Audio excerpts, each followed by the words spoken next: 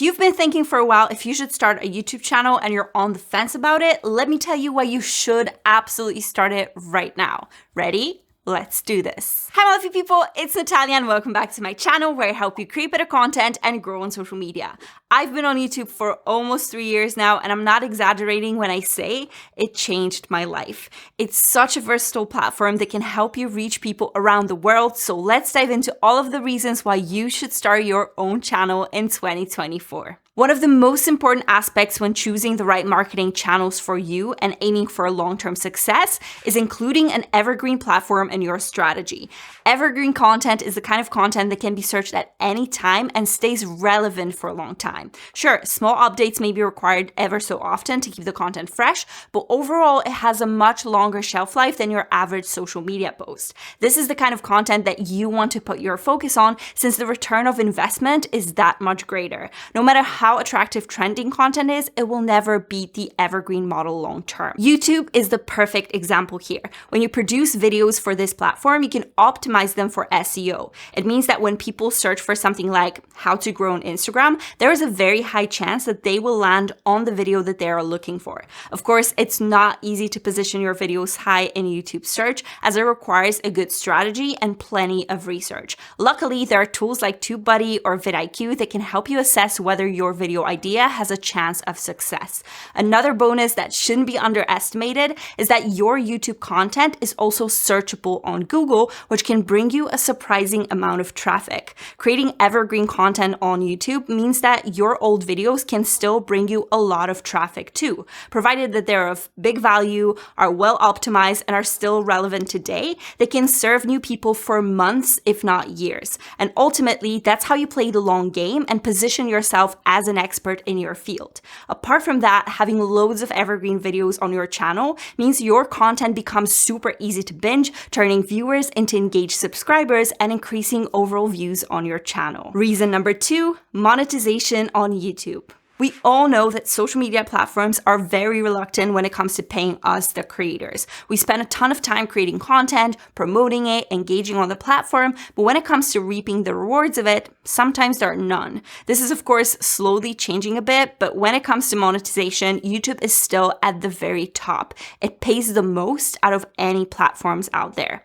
There are 2 important metrics that determine your earnings on YouTube: CPM and RPM. CPM means cost per 1,000 impressions, and it shows how much advertisers spend to show ads on the platform. You can get a cut of what advertisers pay when an ad is served on your video, which is usually around 55%. Your portion is reflected by RPM, revenue per 1,000 views, and it can show you how attractive advertisers find your video. The bottom line is, the more that an advertiser pays for that ad, the more money you make.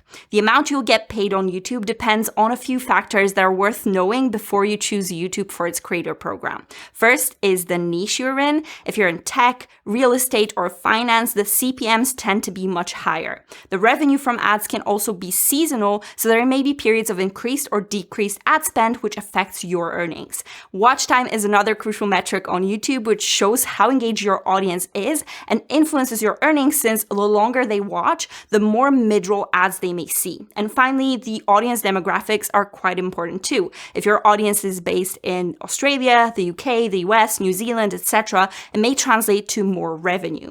It's also worth mentioning that apart from AdSense, which will constitute the majority of earnings when you're monetized on YouTube, you also have other options on the platform like super thanks, super chats, or channel membership. All right, we've covered the native YouTube monetization, but there are also possibilities to promote and sell your own products on the platform, which shouldn't be underestimated. The best part is that you can directly link the products or services you offer right in the description of the video, which is less bothersome than sending people to a link in bio. Less clicking means less friction for people to actually buy from you. There's also the option to pin a comment to your YouTube video with an actual clickable link, which can help you convert further. Apart from that, you can use the channel art to bring your viewers to your Etsy store or promote your digital product. Even if you don't have your own offer, brand deals tend to be more lucrative here on YouTube, especially with growing creators, and you can also become an affiliate with a brand that you love and earn money this way. There are plenty of YouTubers reviewing tech, baby products, camping gear, doing fashion hauls, and frankly, thousands of other niches here, but they earn commission on the products that they talk about. It's a great way to boost your income without solely relying on AdSense. Reason number 4, it doesn't matter how many subscribers you have. YouTube is a platform where the number of subscribers doesn't necessarily correlate to your views. Hear me out. If you have 100,000 subscribers, it doesn't guarantee you 100,000 views. Crazy, right? But it doesn't even guarantee you 20%. I know it might be very hard at the very beginning, but after a few months of regular uploads to your channel, YouTube will start pushing your content more widely. The majority of the views that you get are not from people who are subscribed to your channel though. That's the bitter truth, but in a way, it can also be a good thing too. You don't need a massive following to reach new viewers. My own story is a great example of that. I published my Canva tutorial in January of 2021 with 68 subscribers. When it started to take off at the end of February, I had around 1,600 subscribers. It was still a relatively small channel that was able to generate a lot of views across the board with a very strong strategy in place. By the way, if you want to learn the exact framework I used, watch this video next. When you take all of this into consideration, YouTube is a great platform to generate traffic that you can direct in any way you want, whether you want to get people on the subscriber list or focus the attention on your other social media platforms. Many creators are using evergreen platforms like YouTube to direct the traffic to more, let's say, reach-challenged platforms. It is known that people are not very keen to move from one platform to another, but if you provide different types of content elsewhere, they will. As an example, you could create in-depth educational videos here on YouTube and show the behind the scenes, the process, or the research on Instagram. From my experience, it's much easier to build an Instagram account using YouTube than to build YouTube on the foundation of Instagram. You can use YouTube for traffic and then Instagram to nurture your audience further, to build trust, create deeper connections, and also sell in your DMs. It's a synergistic relationship, so adding YouTube as your main platform can be super beneficial. Reason number 6, showcase your personality. Long-form video content that you post on YouTube is fantastic at showing who you truly are. Your personality, your unique way of communicating, the way you express yourself visually and energetically are so crucial to showing your true self in a way that doesn't necessarily translate on reels or through captions. It's these idiosyncrasies that people will love you for. Besides, I feel like YouTube is the platform where your thoughts and insights can really flourish. It's so much easier to explore all the points and convey your ideas fully so that they're understood the way you mean them. You're not bound by some arbitrary limits like on Instagram stories where sure, you can show up authentically, but people are more likely to tap away if you're talking for too long. TikTok is actually fantastic at showing your personality, but I feel like this long form component is not to be underestimated. Speaking of letting thoughts flourish, there's no better platform if you want to go in depth on a topic. Since YouTube has always been about longer content, people expect it here and are less likely to get tired because of the length. I mean, just look at the 2-3+ hour video podcasts here, the long tech tutorials, full comedy specials, educational deep dives, or documentaries. If anything, the length helps here because the creators can fully explore the topics and interest the viewers beyond the superficial. There's no need to get super succinct to fit all you want to say in under 1 minute. It's easier to explain the nuances, there's time to speak about the sources, and you've got the chance to explain the process fully. The ability to organize your videos into playlists helps because your audience can dive deep on a particular subject that they're interested in, which makes your whole channel more bingeable. And listen, I've mentioned super long content, but even something like 15 minutes or so will give you more opportunities to express yourself fully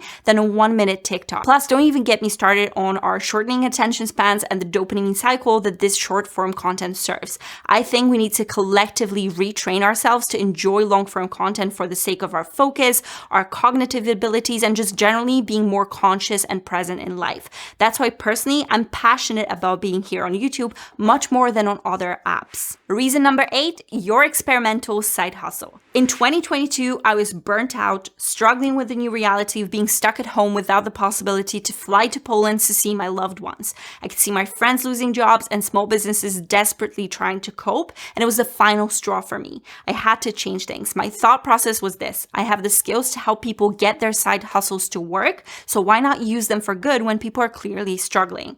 I've always wanted to start a YouTube channel anyway, so why not finally do it now when the whole world has come to a standstill? So I started completely imperfectly, tackling a brand new platform for me and doing it all on the side with a full-time job. But I was determined. I had a strategy in place, and even though there were new skills I had to learn, like video production or audio editing, I knew I could make it work. So I started experimenting, and I still believe that that was the key to my initial success. Understanding who you want to help is one thing, but marketing and content creation is a huge, huge bucket to fill, and I could have chosen so many different paths within it. Instead of assessing which one would work best, I just created more broadly to see what stuck. When a piece of content does better than other videos, capitalize on it. Check what works well on your channel and try to duplicate or refresh it. If you're creating different styles of videos, see if any of these stand out and produce better results. The thing is, YouTube can absolutely be a side hustle for you, and you can have fun and test things out on the platform initially. If anything, this joyful exploration of the content that fuels you and your audience is what's going to keep you from burning out on the platform. The thing that I love about YouTube the most is the fact that you can be infinitely creative with your content.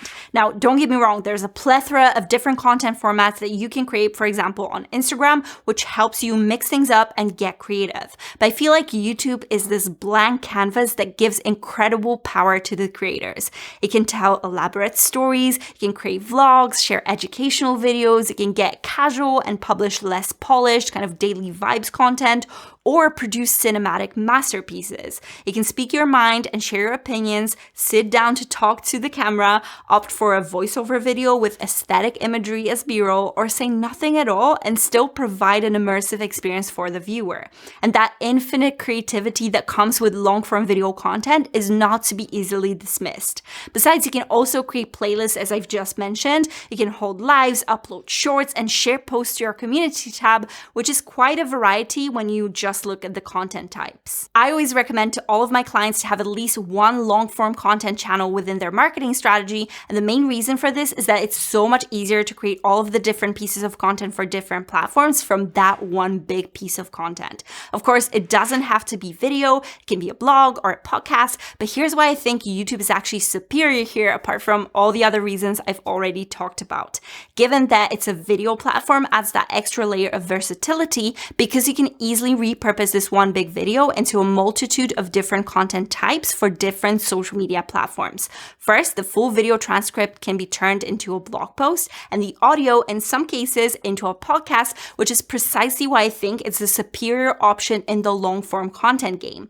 Then this one YouTube video can be chopped up into clips for shorts, TikToks, reels, or idea pins. You can take the talking points and create carousels from them, share a single graphic with a checklist, or create a series of stories based on photos with text and video on the subject that you've covered in that YouTube video. YouTube is such a solid source for recycling content, and this ultimately translates to fewer hours each week spent on creating original content across the board. If you want to know how to repurpose content efficiently and get off that content hamster wheel, check out the description box for my resources and watch this video next to build a strong marketing strategy to create an efficient yet sustainable system for yourself. Drop me a comment down below to tell me what you think. I'd love to hear your opinion, and subscribe for more content like this. Thank you so much for watching, and I'll see you next time.